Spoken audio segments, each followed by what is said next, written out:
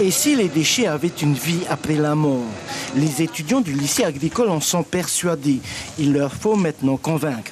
Ce simple tronc de bananier, par exemple, de par sa richesse en eau et en phosphore, permet à une graine de se transformer en une belle plante.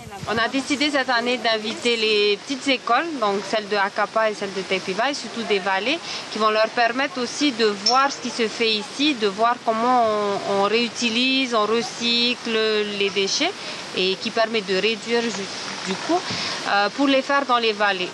Autre exemple de recyclage en sport cette fois-ci, ou comment fabriquer du matériel sans dépenser un sou. On a utilisé des pneus pour faire un sac de frappe, voilà, pied-point, avec une bouteille d'eau royale. On a introduit de la terre dedans pour pouvoir fabriquer des haltères. Ici, chaque citoyen, petit ou grand, est acteur de la préservation de l'environnement.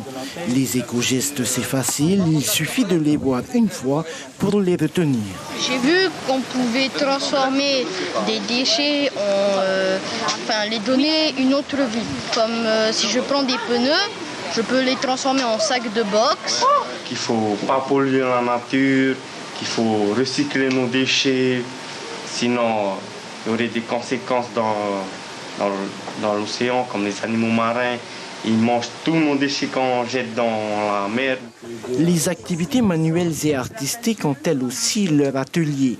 Ici, par exemple, un arc-en-ciel est en préparation. On fait de la peinture, cette matière-là, matière végétale. Donc là, on a le tutoriel. Avec cette boîte-là, on fait la couleur bleue.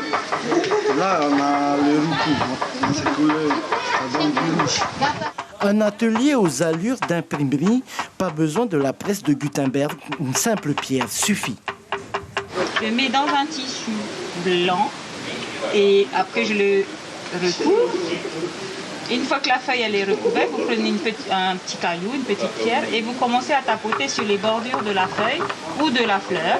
À l'issue, on obtient ça comme résultat. À l'heure où les marquises veulent faire partie du patrimoine mondial de l'UNESCO, la notion d'éco-citoyenneté prend tout son sens. L'information en continu sur Polynésie la première, Internet et réseaux sociaux.